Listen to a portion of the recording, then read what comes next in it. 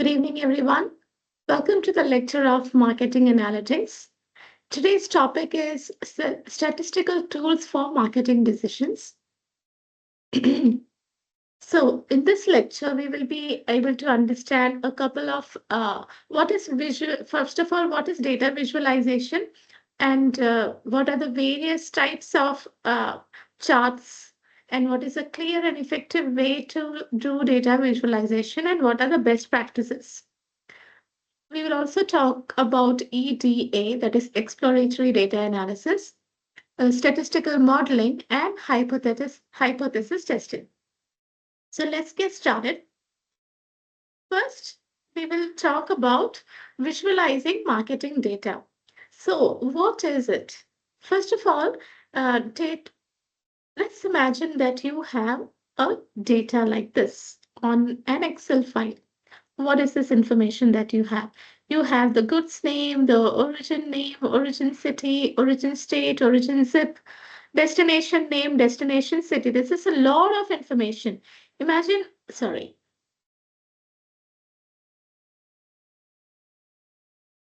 imagine this data you have is in thousands of columns and information. Would this be better to understand, or something like this would be better to easier to understand? This transfer of data from this cluttered spreadsheet to an organized uh, chart is called as data visualization. Okay, so why is data visualization important? First of all, this itself, just by looking at it, you will understand that there is an improved understanding. If you have a large data set of marketing metrics, which might involve website traffic, conversion rate, social media engagement, campaign performance, customer demographics, customer data, etc., it can be actually overwhelming in its raw state.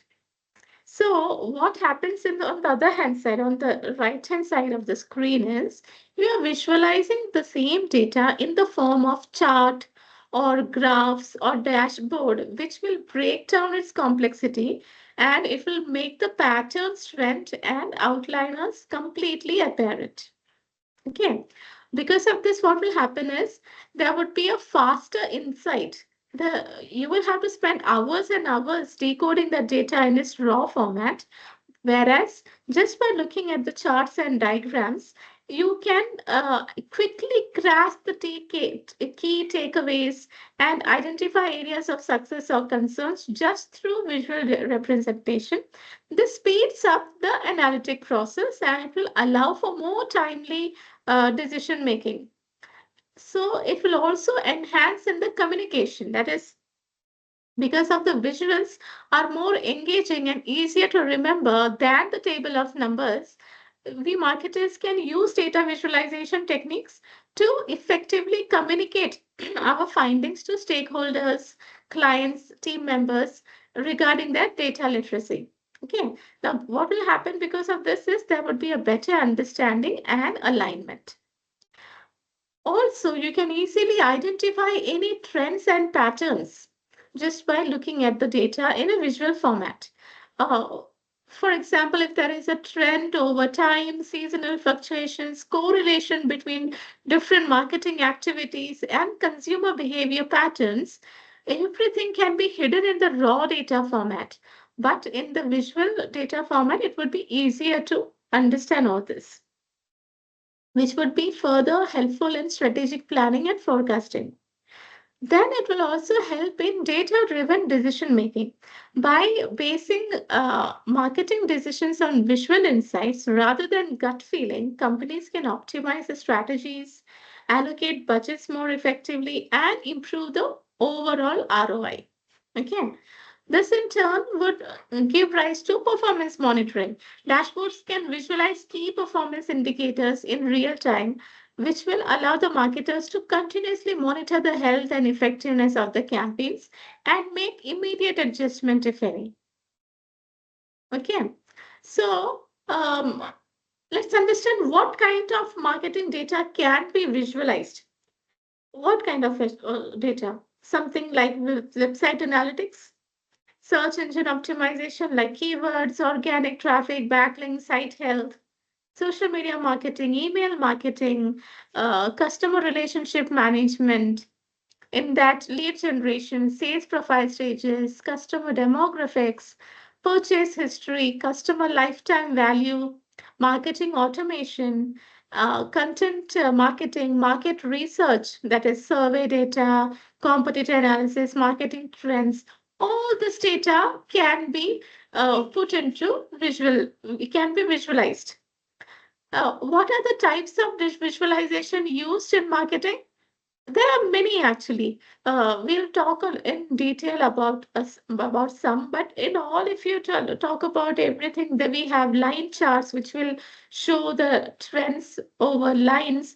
We have bar charts, column charts, pie charts, donut chart, scatter plots, histograms, then we have funnel charts, geographical maps, tables and pivot tables, dashboards, infographics, word clouds. These are all different types of visualizations. So let's talk about them one by one, the important ones.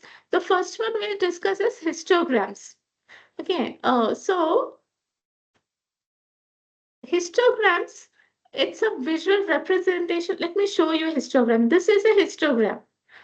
The major characteristics in histograms, if you look at it, is if you look at the two bars, there is no gap in between these bars.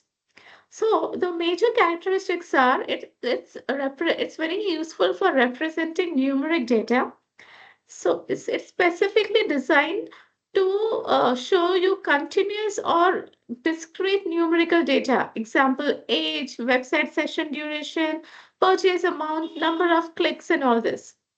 Then we have something called as bins. The range of data is divided into intervals called as bins. These are called as bins. Bars. Each bin is represented by a vertical bar. The height of the bar corresponds to the frequency or count of the data points.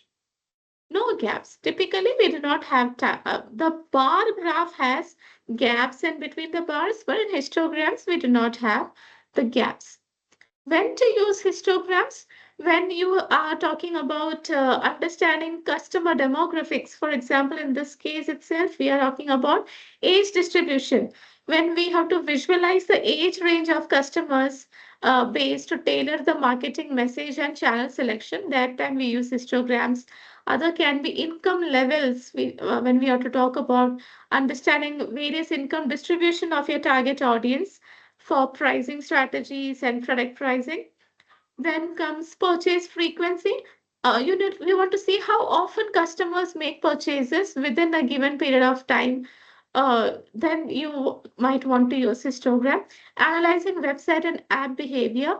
If you want to understand the session duration, time the people are spending on a particular page, that is analyze the distribution of time spent on specific pages or product pages to understand the user's interest, number of pages visited. See how many pages users typically navigate during a session to understand the engagement depth. You can also use it to understand conversion rate distribution, lead score distribution, order value distribution, or even sales cycle length distribution.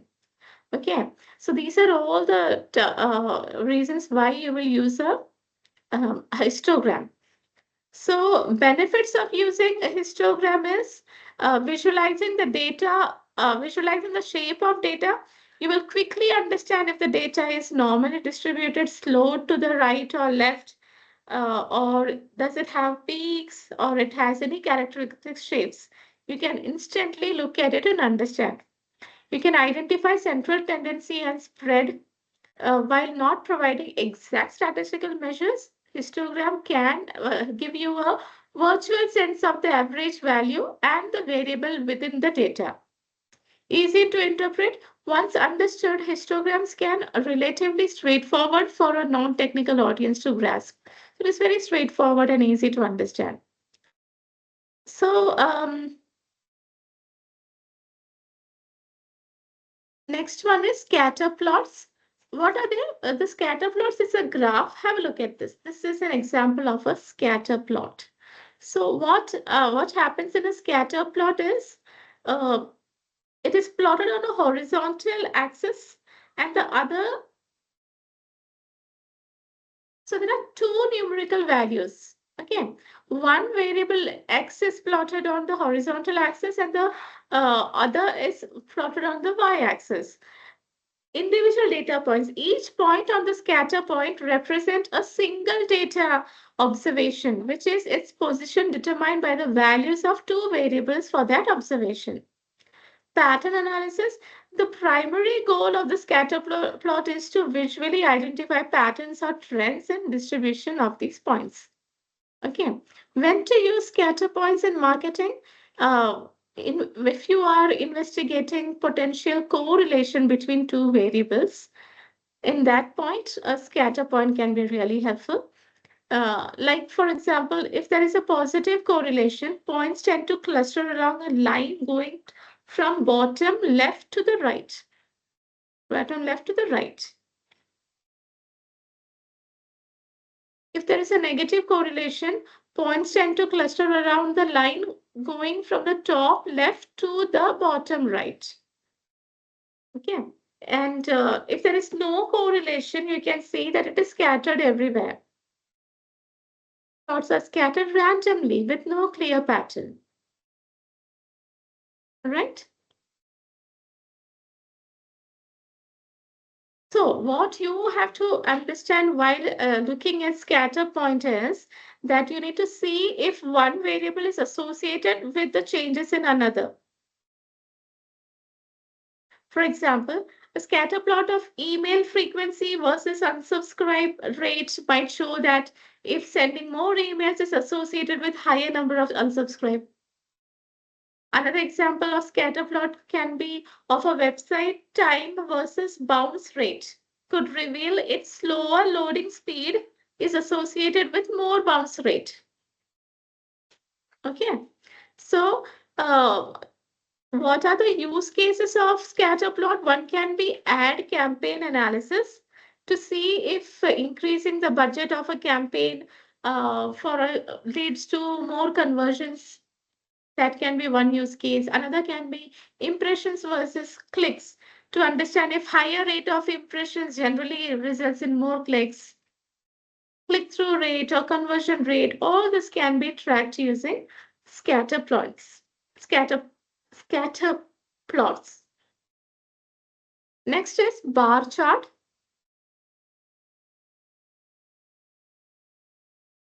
Just a moment, please go through this. I'll just grab some water and be back.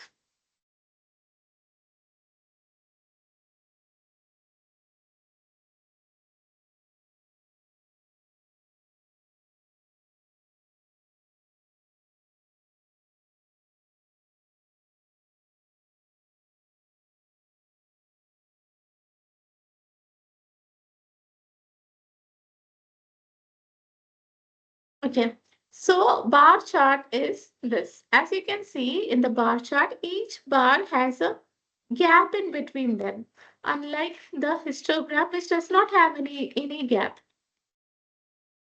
Okay, this is histogram and this is bar chart. So what are they? It's a way to compare quantities across different categories using rectangular bars. So see, this is a bar. This one rectangle is called a bar. So each category is represented by a rectangular bar. What are the categories here? Red stands for category A, orange for category B, yellow for category C, green for D, blue for F, and pink magenta for F. So bar length or height of each bar is proportional to the value it represents. Okay, clear comparison. Bar charts make it easy to visually compare the magnitude of values across different categories. Axis label. One label displays the categories while the other axis represents the numerical value. Clear labels are essential in interpretation. Okay. So now when to use a bar chart? You can use bar chart when you want to compare values among discrete categories.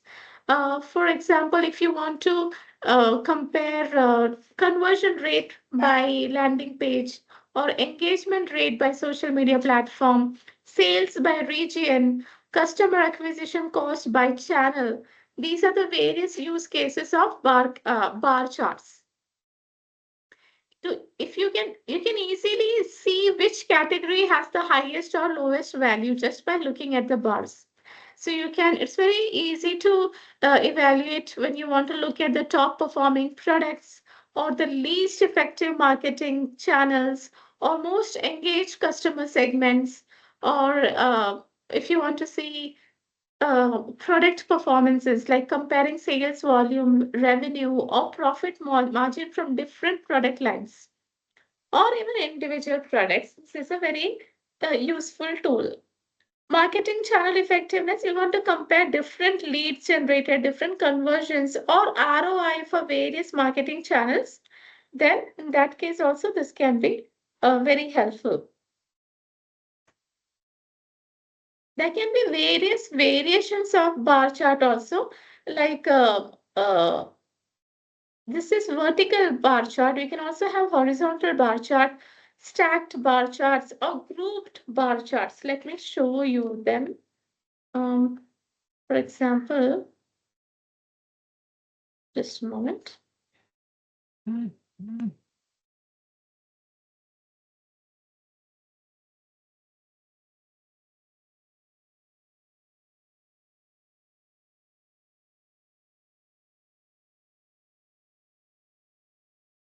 This is an example of horizontal bar chart.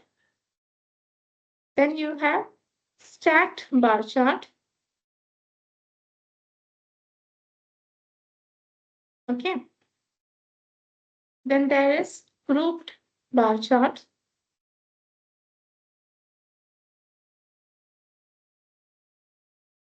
This is also called as clustered bar chart. Okay. Now let's have a look at benefits of using bar charts. There is simplicity and clarity, which is very easy to understand and interpret, even for audience with limited data literacy. It is effective for comparisons, versatility. It is visually very appealing. These are the reasons one might consider using bar chart.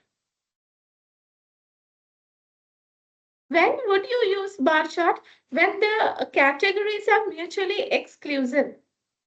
Okay, so the categories that you're using has to be compared, which are to be compared should be direct and do not overlap with each other. There should be consistent baseline. The value axis should be typically start at zero to avoid misleading comparisons. You should give clear labels. Okay, these are the few things that you need to consider when creating a bar chart. Then we have line charts. See, this is an example of a line chart. Line chart is very easy to understand chart. It's a way to show how numerical variable changes over time or another continuous dimension. Okay, here you can see the data points are connected with lines over here. See? Okay. So the key characteristics of line chart is there is a continuous data. Line charts are best suited for displaying data that changes continuously over an interval. Most commonly times, dates, weeks, months, years, but also other continuous dimension like budget allocation levels. Data points and lines, individual data points representing the value of the variable at specific intervals are plotted and then connected by straight lines. Okay. Comparison over time, they excel at showcasing how a single variable changes over time or comparing the trajectories of multiple variables simultaneously. Now, when to use this line charts? when you want to visualize trends and changes over a period. Yeah, so marketers constantly need to track performance metrics over time to understand growth, seasonality, and impact of their initiatives. So, for example, website traffic over time, sales revenue over quarters or years, lead generation over time, and if you're running a campaign, its performance over time. So here we look at this. The line chart of the website traffic over a year could reveal peak months and identify when traffic trends to be low. Here is an example of product trends by month. Okay.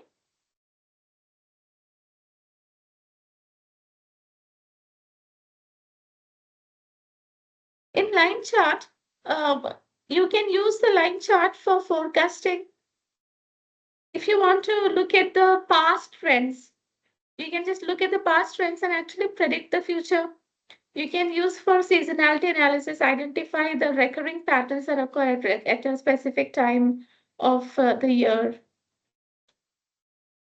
You can do A/B testing, comparing the performance of different versions over a period of time. Customer lifetime value trends, market trend analysis, all these trends can be analyzed very well using line charts. Now I'll quickly show you different types of line chart. One is multiple line chart. Here, this is an example of a multiple line chart. Then is dual axis line chart. See, there is bar chart as well as line chart. This is also an example of a dual axis line chart. Area. This is an example of area line chart or area chart.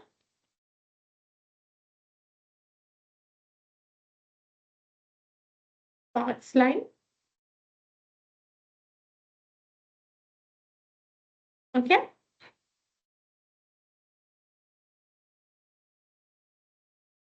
So what are the benefits of using a line chart? You have a clear trend visualization. It is very effective for continuous data. It is good for comparison and relatively easy to understand. Yeah. Now, how would you choose the right visualization tool? I showed you various tools now. Which one to use and when? So what story are you trying to tell? So before picking a chart, be clear about what is your objective. What is the key insight that you want to communicate? What question are you trying to answer with the data? What action do you hope the audience will take based on the visualization? What are the most important aspects of the data to highlight? These are the questions you need to ask. For example, you want to show the customer satisfaction has how the customer satisfaction has changed over time. So here you want to show comparison, then you can use a line chart. You want to compare sales figures for different products, then you can use a bar chart. You want to identify which group is most engaged in your brand. Okay, here you have various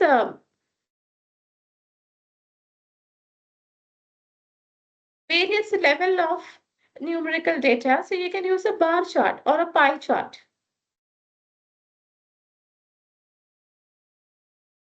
So for example, matching the data type like categorical data, that data that falls into distinct groups, example, product type, regions, customer segmentation, you can use bar chart and pie chart. Now, best practices is clear labels. The labels should be crystal clear, like the axes, the titles, legends, everything should be easy to understand. Avoid cluster. Too much of information would make the chart very hard to read. Use color wisely. Don't put a lot of flashy colors. Highlight key points, but don't overdo it. Okay, tell a story. Each visualization should have a clear message. That is very important. Okay. Now let's move ahead with another different topic, that is EDA. I hope till here the visualization practices is clear. You can take a quick 5 minutes breather before going on to the next topic. Please be back in exact 5 minutes.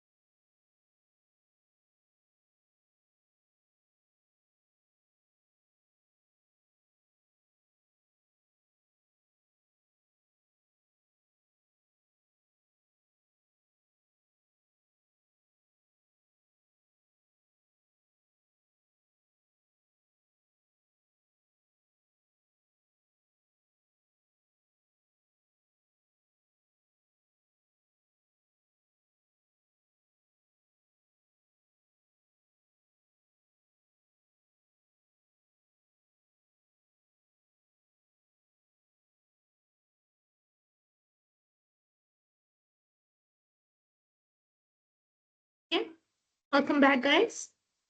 So, what is EDA? Exploratory data analysis. Now, when you want to investigate your data for the first time, when you're investigating your data, the initial investigation is called as the EDA. In that, you will spot any anomalies, or you want to test any hypothesis, or you want to check for any assumptions. All this is done in the EDA phase. For example, let's say that um, have a look at this example. Example, you want to analyze your email marketing data. Let's say you ran several email marketing campaigns and you collected the following data. So, what is the data you collected? One is campaign, categorical, that is name of different campaigns. Then the subject line, which is text. Open rate, which is numeric, that is how many people actually clicked on your email and opened your email. Okay. So EDA, how would you do EDA or exploratory data analysis for this particular data? First would be visualize. In bar chart, you will compare the open rate. If you're using scatter plot, you will see if there is a relationship between the open rate and the click-through rate. Open rate is just opening the email, and in the email, you might have mentioned some link. So did anyone click on the link? So the open rate and the click-through rate, is there any relation to it? Word cloud, you will visualize the most common words in the subject line for successful campaigns. So this is how you will do the ETA. What are the questions you will ask and how would you investigate it further? Sorry. Are there any unexpected patterns? Why did one campaign have a significantly higher open rate than the other? Did it have a different subject line? Was it sent out on a different time? Or was the target audience any different? You would identify any outliers. Are there any emails with unusually high click-through rate but low conversion rate? If yes, then what might explain this? You can ask it deeper. You can analyze it deeper. Like, can you identify patterns in subject line that tend to have higher open rates?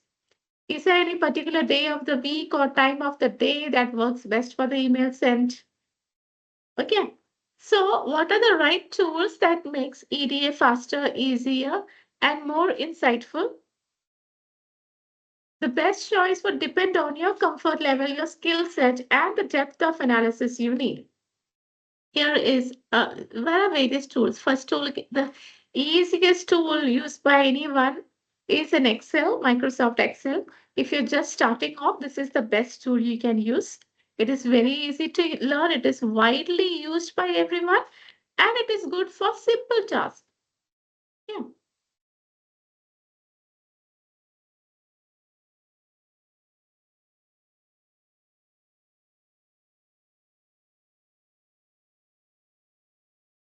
Okay, there is something wrong with my camera. Okay, it's working now. Sorry about that.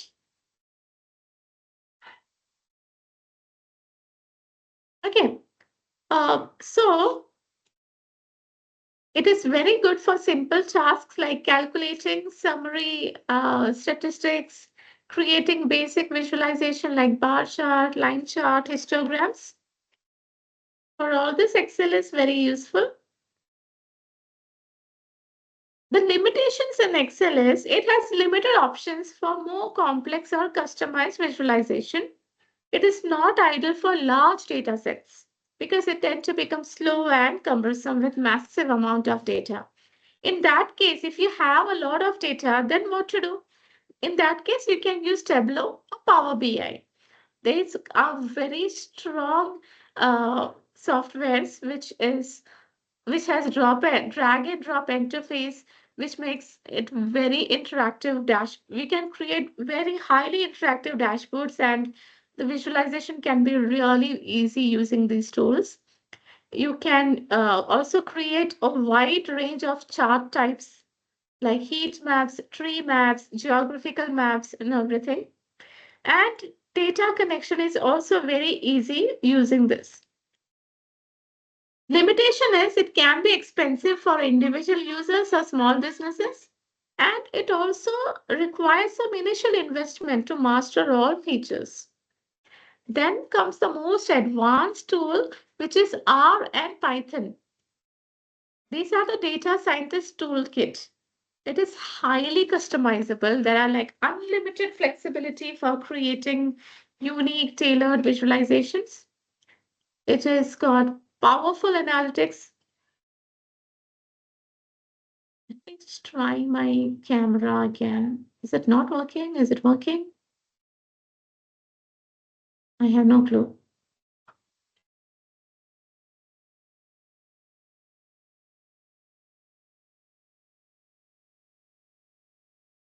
Anyway, I'll continue. So, tools like R and Python are like highly customizable. It is very powerful in analysis, and it is actually code-based approach, which make it very easy to replicate and share for analysis.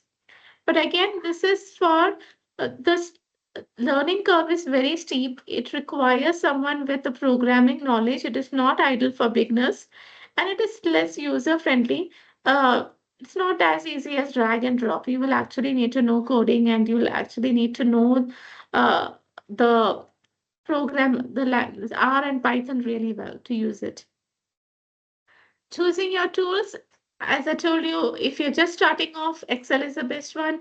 If you want interactive dashboards and more advanced visualization, go for Tableau, Power BI. If you have programming skills and need highly customized channel analysis, go for R and Python, R or Python.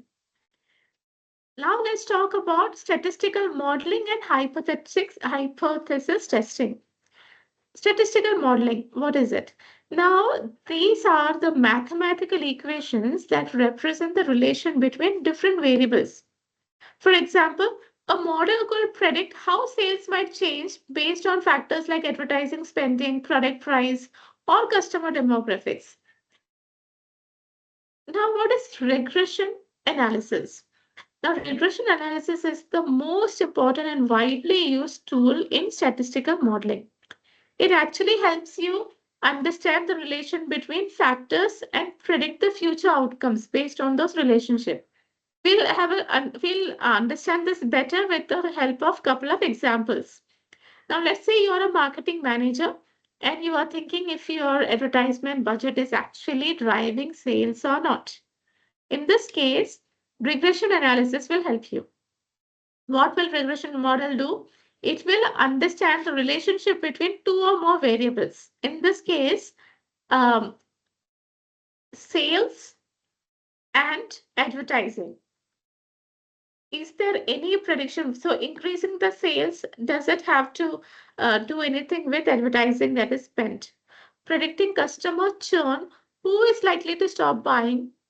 So you will understand. You want to understand first that hey, who is likely to discontinue my service, and then you will target those customers more. You will forecast sales so that you can optimize inventory and production planning. You will build customer segments to personalize marketing messages. All this is example of regression analysis.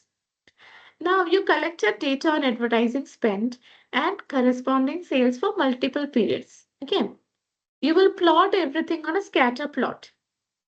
And then with the advertising spend on x-axis and sales on y-axis, you will find out that what is going on. Is there any relationship between these two variables or not? That is how you will understand and predict future sales based on different advertising spend. Here is an example. You have a subscription based streaming service, let's say Audible, and you're losing customers. You need to identify who's at risk so that you can identify, hey, this person is going to churn. Let me stop it. You will immediately look at the viewing habits, subscription length, how much time are they spending in the past, and all of a sudden they stop spending that much time on your Audible, and immediately you identify them and reach out to those users. This is predictive. Sales forecasting for a new product. Your company is launching a new product and you want to estimate how many units are you going to sell in the first quarter so that you can plan your production and inventory. Here, what you will do is you will do the model you will use is a time series forecasting model, which will analyze historic sales data of similar products, marketing trends, and you will come up with a predictive future analysis. Here is a hypothetical testing. Now, this is a scientific method which is applied to data analysis. What will it do? It involves formulating a hypothesis, an educated guess about relationship between variables, then using statistical tests to determine if there is enough evidence to support or reject the hypothesis. Now, if there is a new ad campaign, significantly increased brand awareness. If you want to evaluate the effectiveness of a pricing strategy, change on consumer behavior. You want to compare two different website designs to see which one leads to more conversions. That is called as hypothesis testing. Okay. A/B testing is a you are actually running two separate models and seeing which one is benefiting more. So you start with a hypothesis about let's change one element on the marketing. Example, the call to action button. One I will keep it red and one I will keep it blue. And create two different versions. Now randomly assign participants. One group will get the one with the blue button and one group will get the page with the red button. Now collect the data and see which page gets the maximum conversions. You will analyze the data. You will use the statistical hypothesis testing to determine difference in performance between the two versions statistically significant, meaning it's unlikely to change. And then you draw the conclusions. If the results are statistically significant, you can conclude that the change you made in B has a real impact on the metrics. Okay. Now let's say A/B testing for website conversion. Now, here you can do change the color of buy now on one, another you change it to test both. Do a hypothetical testing and seeing you will understand which one works and which one does not. Here is another example measuring the impact of social media campaign. Now, let's say our new social media campaign will increase brand awareness by 10% within the target demography. You conduct a survey before and after the campaign to measure brand awareness within your target demographics. Okay, so that was about it. We have one more PPT for today, which is um, pricing analytics, predictive analytics, machine learning, text analytics, sentiment analytics, and marketing dashboard and visualization. We'll take a quick 10 minutes break and come back and continue this. This would be the last topic for marketing analytics. Please take a break of 10 minutes and be back.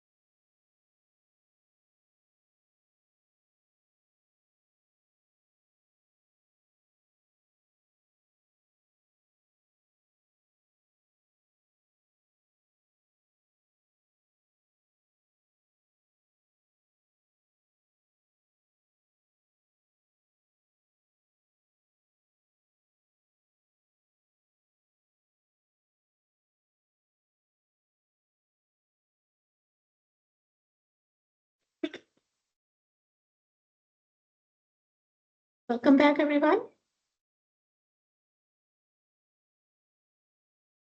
Okay. So let's talk about price analytics. What is price analytics? It is to use data and statistical techniques to understand how pricing can affect the customer behavior, sales, and profitability. Here, the goal is to optimize the pricing strategies for maximum revenue and profit. Okay, so what would the data sources be here? Through the sales data, customer surveys, competitor analysis, and marketing trends. Why price analytics matters here? Now, pricing is a key lever. It directly impacts the revenue and profitability of any company. So, it will like instead of going by your gut feeling or guessing what will work, what will not work, it will rather give you a clear cut picture about what pricing should you give, why should you give it. It will also understand what they value and what the customers value and what are they willing to pay. And because of this, if you do the analysis correctly, you can always stay ahead of the curve and respond to market changes.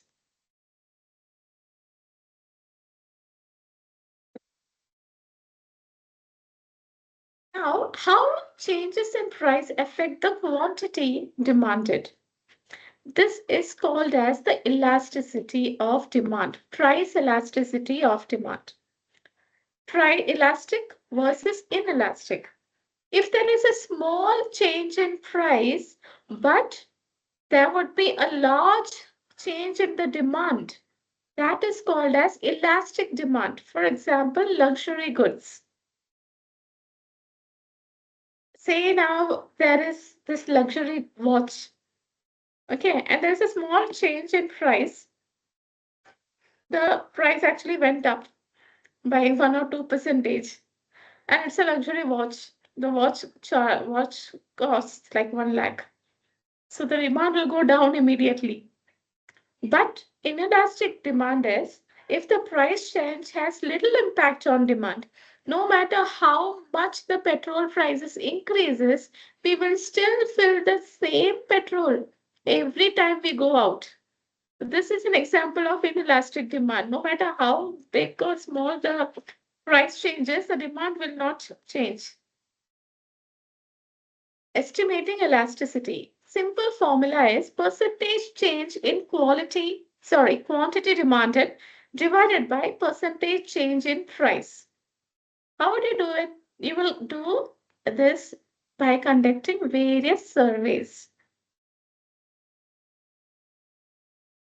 More desirable would be an interactive one wherein you ask the audience in your business, would you generally prefer elastic or inelastic demand? If yes, then why? What? Okay. Here is an example. Here is a couple of examples to understand better. Imagine a designer handbag brand raises prices by 20%. Customers having many alternate luxury brands to choose from might switch to competitor, which what will happen as a result? There would be a sudden drop in demand for the original brand. Restaurant meal. If a popular restaurant raises prices, customer may choose to eat at home or try a new affordable place. Right? This shows how price changes can lead to a noticeable shift in the consumer behavior. Travel. Think about airline tickets. If a particular route suddenly becomes more expensive, travelers might opt for a different airline. They're like, yeah, it's okay. I'll rather try something else.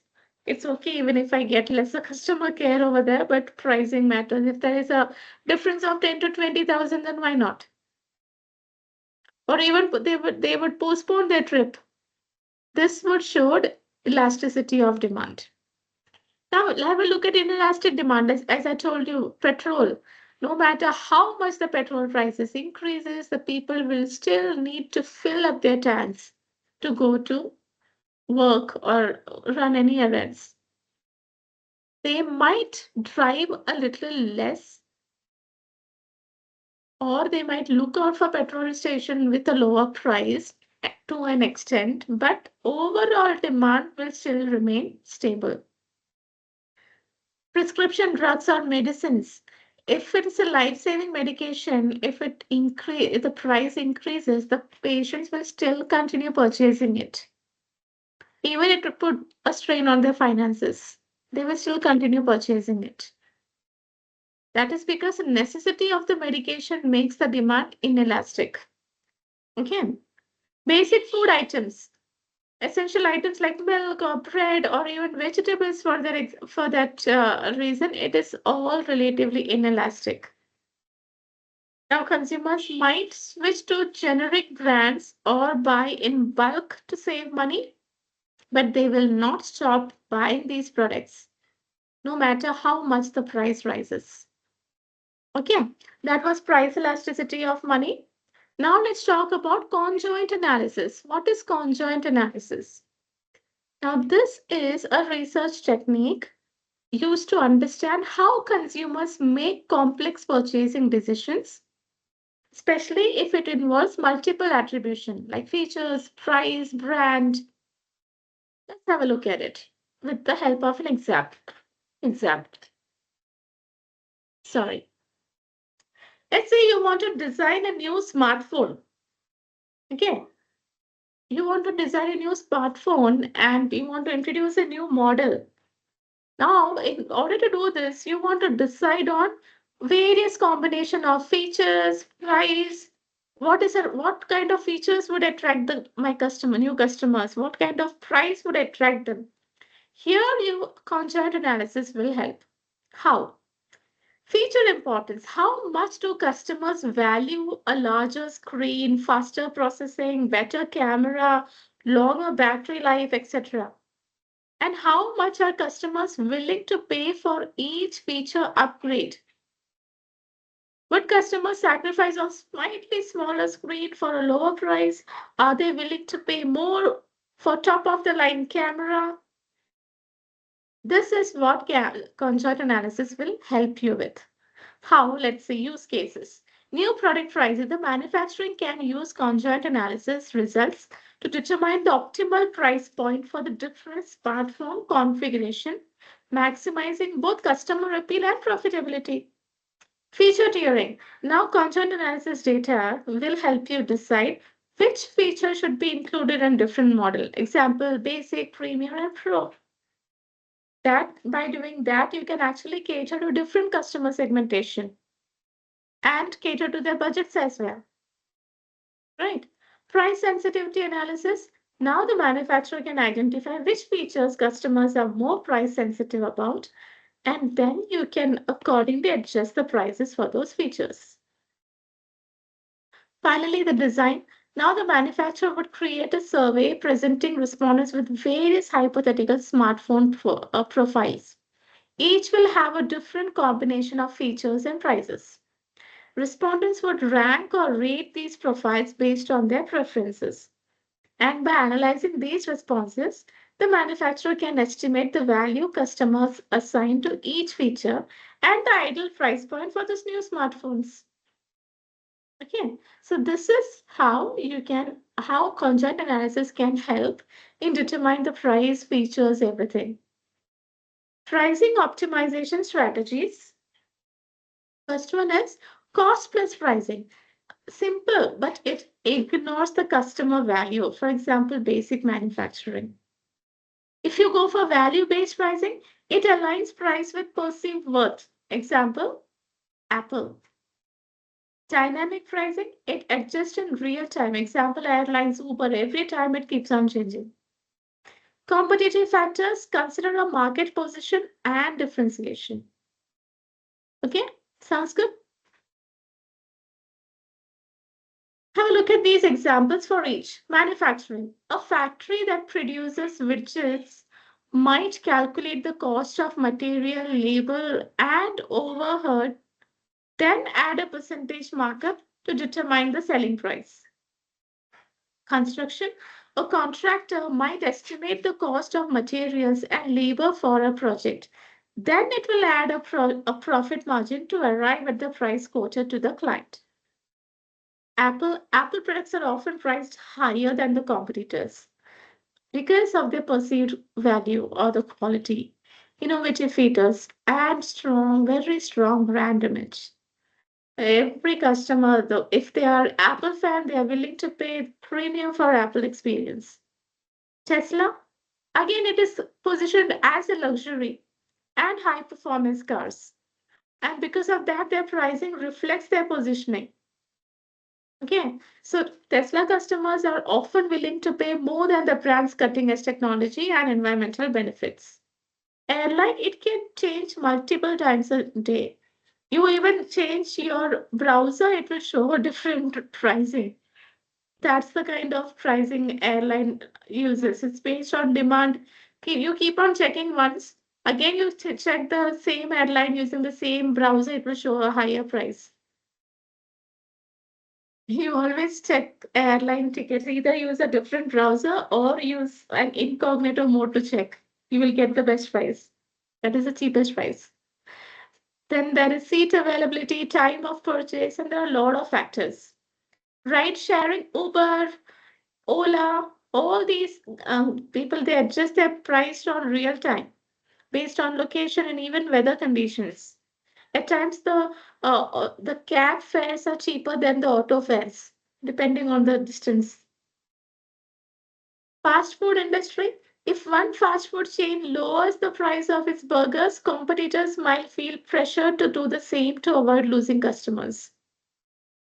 Smartphone market. New phone models from different brands are often released at similar price points because every company monitor their pricing very closely and their pricing strategies are very competitive. Okay, now let's talk about predictive analysis. Predictive analysis is beyond reporting. Now you use the previous historic data and predict what is going to happen next. What are the benefits over here? You anticipate the customer's needs and behavior. You optimize marketing strategies and drive better business outcomes. What are the use cases of predictive analysis? First one is churn prediction. Use case, a subscription-based streaming service like Netflix or Spotify wants to reduce the customer churn, that is the cancellation rate. What will it do? It will analyze the customer behavior data, example, viewing, listening habits, payment history, and everything. As soon as it notices some difference that the customer is spending lesser time on the platform, it will immediately reach out. Okay, it will understand, hey, this is at high risk. This person might churn. This person has not checked for a week or 2 weeks or a month. Let's just do a follow up. Benefits, they can be proactively intervene with a personalized offer, recommendation, or reminders to re-engage these customers and prevent churn. CLTV prediction, customer lifetime value. Now there's this e-commerce platform selling clothing. It wants to invest in customers' retention efforts more strategically. What will it do? It will use predictive analytics and examine the customer purchase history, browsing behavior, demographic, every other data, and it will see that which customer spends high. So there might be this trend that every first week of every month, this particular customer spends a lot. So there is a trend over there in historic data, right? So it will predict that, hey, next month, first week, this customer is going to spend a lot. Let us reach out and show them the best. Based on the previous data, it will show whatever the latest items are in clothing and whatever matching that person's size and everything, it will show.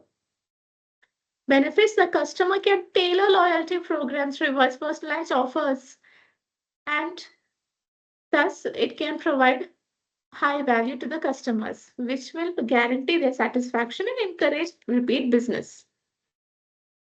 Campaign targeting. A financial institution wants to promote to a new credit card to potential customers. How it works? It will look at the credit score, spending patterns, demographics to identify individuals most likely to be interested in the credit card offer. Instead of sending mass emails to everyone, it will only send to the people who are interested and who are most promising leads. Lead scoring. A B2B software company wants to streamline the sales process and focus on the most qualified leads. How will it do it? It will use predictive analysis and do lead based scores on the demographics based on online behavior, engagement with marketing emails, and everything. And accordingly, it will drill down to the most valuable customers and pass it on to the sales team. So the sales team can prioritize their efforts and focus only on them.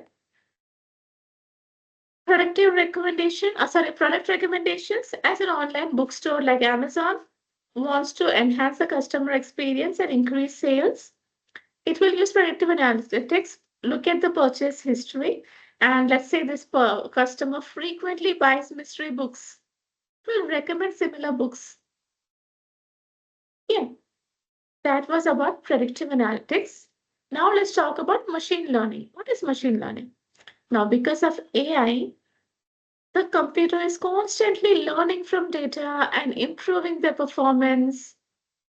It's a constant process. So,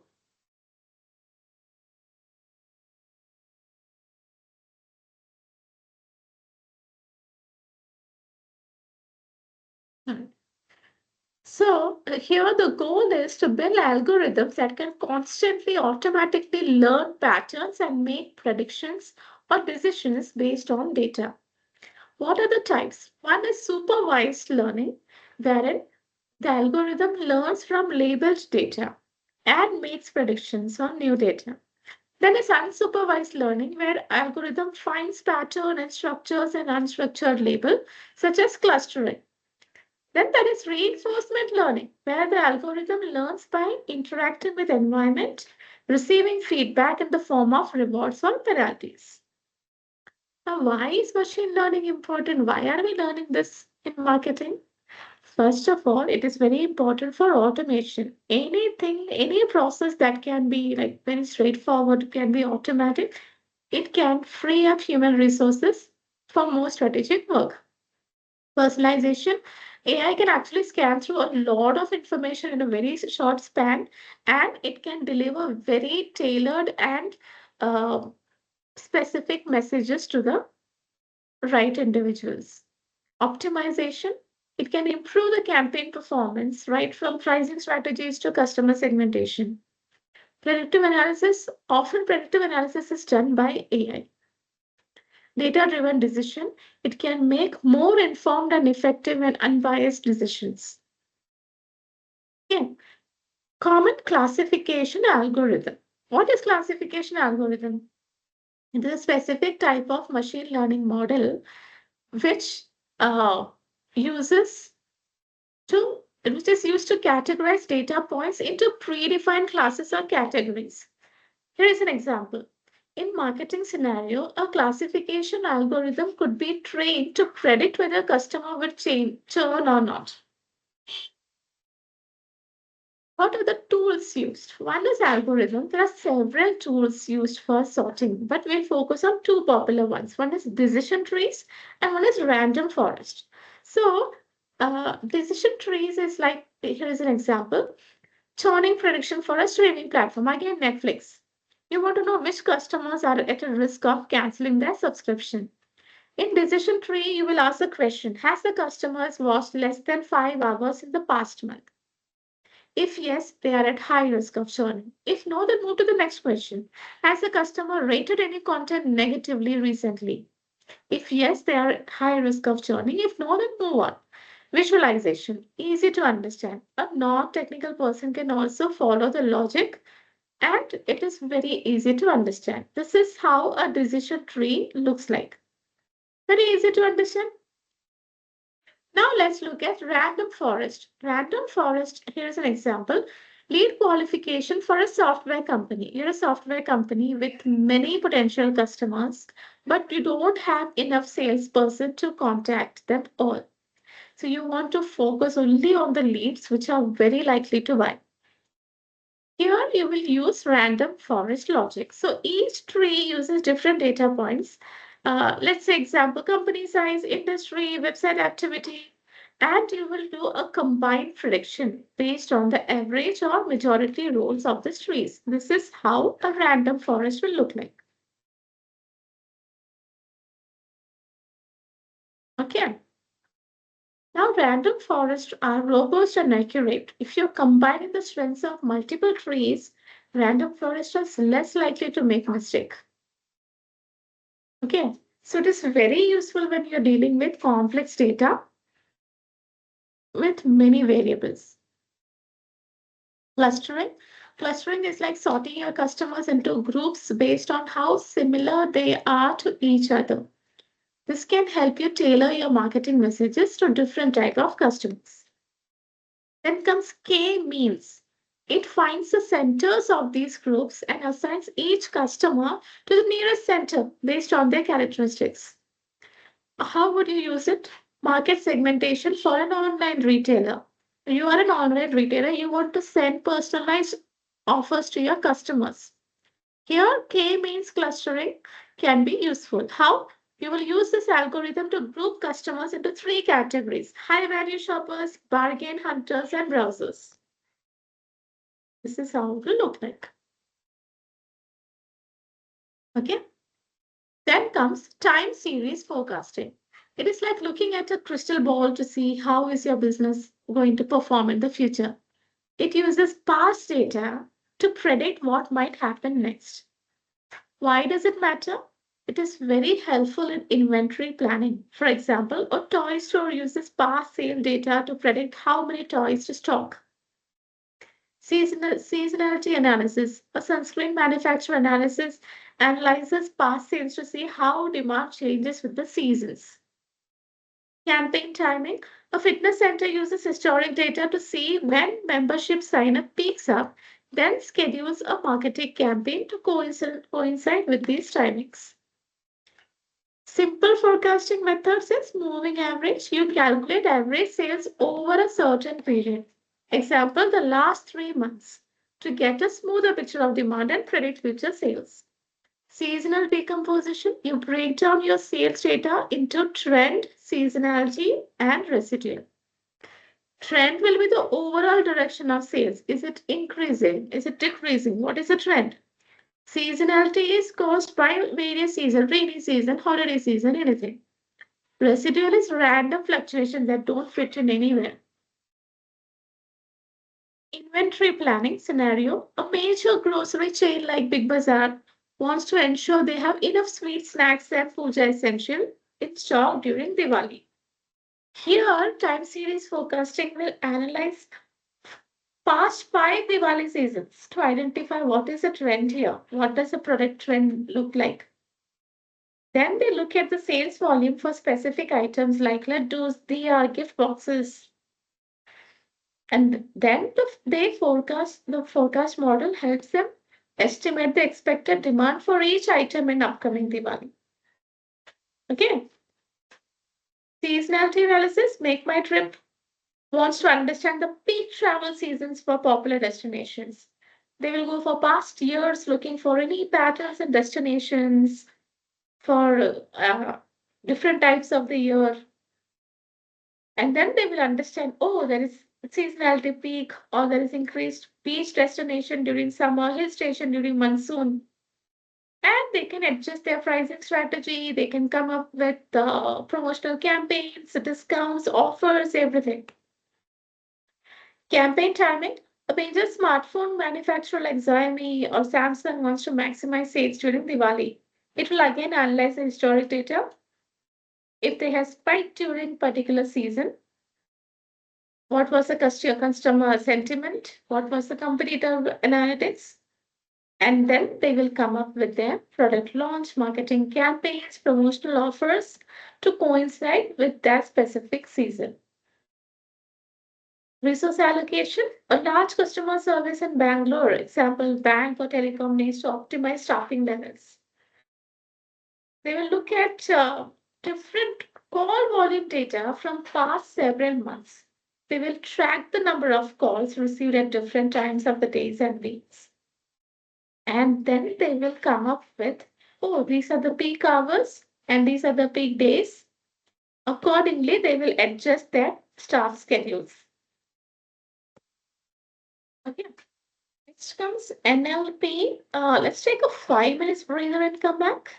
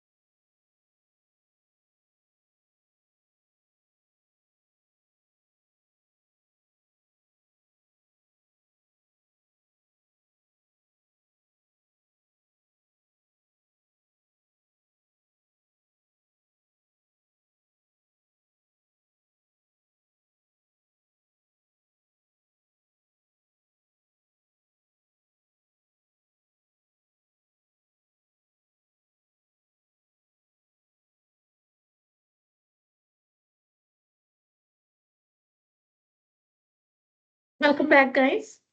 So, what is NLP? Natural language processing. So, when you talk to a computer, you are not talking in codes or any scripted language. You're directly talking to a computer just like you talk to another human being. And the computer understands it, interprets it, and gives you a response in the same tone. This is NLP. Okay. So, first one we need to understand is tokenization. When you write any text to an AI, let's say ChatGPT, you what ChatGPT does it breaks down the text into smaller chunks, like words or phrases. So if you type "I love this new phone," it becomes "I love this new phone." This is how it will break down the sentence and understand. It will determine the text is positive, negative, or neutral. So this product is amazing. Amazing is positive. I am disappointed with the service. Disappointed is negative. The price is reasonable. It is neutral. So this is how it will analyze it. Then comes topic modeling. Identify the main theme or topic within the text. Okay. So this is how an NLP works. What are the challenges in NLP? NLP does not understand sarcasm. It cannot understand slang unless it is well versed with the words and slangs, what is going on in the market on like up to date with it. Context, it will not understand the context always. Analyzing social media, it goes beyond the volume. It will understand if there is any trend, any topic is trending, any hashtag is trending. It analyzes the sentiment about what is the sentiment about a particular product or service.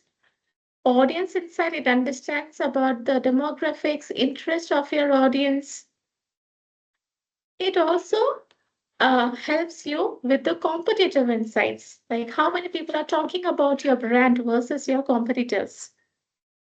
Are they positive, negative about yes, and when compared to your competitor? Is there any crisis? Quickly, it will should highlight the crisis and so that you can quickly identify and respond to it. Then comes reviews and surveys. If you have conducted huge data of review and survey, it can immediately go through that and understand what is the reason behind the customer satisfaction or dissatisfaction. Topic modeling, what customers talk about. It will identify the topic in the reviews and put it under different topics and give you. Extracting insights, it will analyze survey responses or feedback forms for qualitative data. Long-term traffic tracking, how sentiment change over time. It can spot the shift. For example, a brand sentiment improves after a successful marketing campaign. Proactive versus reactive. Proactive is identify opportunities and trends. Reactive would be immediately address any negative feedback or crisis. Integrating sentiment, a bigger picture. It is combining sentiment data with sales, web, etc. There is a spike in negative sentiment, the AI or the tool will immediately investigate it and reveal what is the reason behind it. It is because of the temporary website outage, or it is not a product issue. Designing effective dashboards. Now that you understood all this, everything, with all the information that you have, you need to present every findings or your information in a dashboard and give. The dashboard will be like a centralized platform which will give a visual overview of whatever the key metrics, performance indicators you want to talk about. Who are the audience over here? The audience can be a CMO. They will, if the audience is CMO, you will have to create a document, a dashboard and visualization as per the audience. For example, if it is a CMO, what will they be interested in? They will be interested in a dashboard which will talk about metrics like ROI, CAC, or overall marketing generated revenue.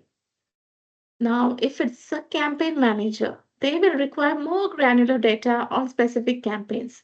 Their dashboard would include very specific metrics like impressions, clicks, conversions,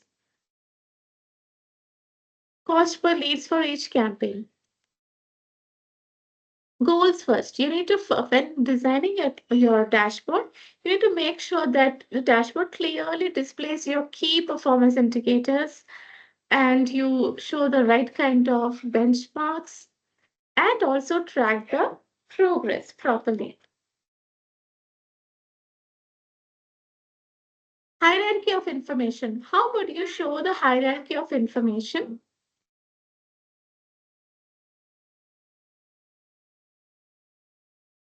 So the top level of information would be the most critical metrics like the total revenue, the new customers, and the customer satisfaction scores. The middle level would break down these metrics by channel, example, email, social media, paid ads, or product category. The bottom level will provide the granular data for an in-depth analysis. Again, this is how the breakup of a dashboard will look like. The best practices for data visualization, making your insights shine. How would you do that? The choice of your chart. How would you uh, visualize your data? What kind of chart will you use? You will use line chart for showing trends over time. You would use bar chart to show any comparison value across categories, for example, sales by product category. Pie chart can be used for showing proportions of a whole, example, market share. Clarity and simplicity. Avoid clutter. Don't overload your dashboard with too much of information. The main reason you're using a dashboard is to declutter the information. So don't clutter it. Clearly label your access, data points, legends, so that it becomes very easy to understand. Effective colors. Important. Whenever there's an important point, you use colors or differentiating categories, but avoid using too many colors. Then the context, comparisons. Show your data in comparison to benchmarks, past period, or targets. Time periods include clear time frames to show how much metrics has changed over time. Annotation use text or labels to highlight key insights or explain unusual patterns. The narrative arc start by setting the stage and explaining the context. Present your findings with clear, concise explanation. Conclude with actionable recommendations. Here is an example. Please go through it.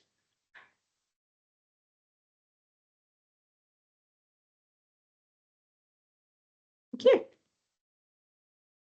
Storytelling with data. It is very important to use visual cues like size, color, placement to draw attention to important data points. Add annotation to highlight key findings. Make the dashboard interactive so the user can actually explore the data themselves.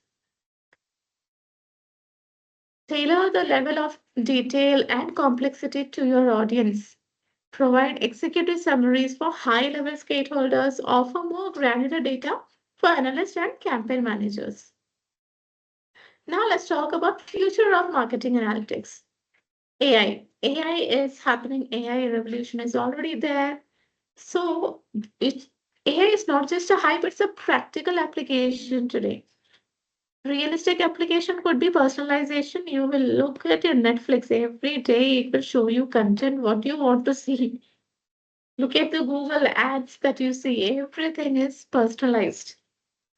Customer service chatbot is a reality today, and today there are bots which you can't even understand that if it's a bot or a human talking. Content generation is happening everywhere. Predictive analysis, AI's potential investment consideration, potential future uses can be hyper personalization. Right now, it is struggling with sarcasm and all these things. So, it could be hyper personalization, like analyzing facial expression, voice tones, for even more targeted marketing. Autonomous campaigns, AI optimized campaign in real time, enhance creativity, When is AI worth the investment? When the data availability, if there is a lot of data, the quality of data is huge, then you might want to invest in an AI.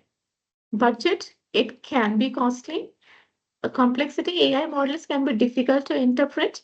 Simpler, and sometimes if the data is limited and the budgets are tight, then you can go for simpler analytics as well. Big data implications, the three V's challenge: volume, variety, and velocity. These are the three V's challenge. Volume, massive amounts of data; variety, structured and unstructured data; velocity, data generated at high speed. So, more data to better data. You should always focus on quality. Not all data is valuable. So, you need to focus on the better data, not just the more data. Ensure the data is clean and unbiased. Privacy and ethics, be very straightforward with your customers. Tell them what are you going to do with the data.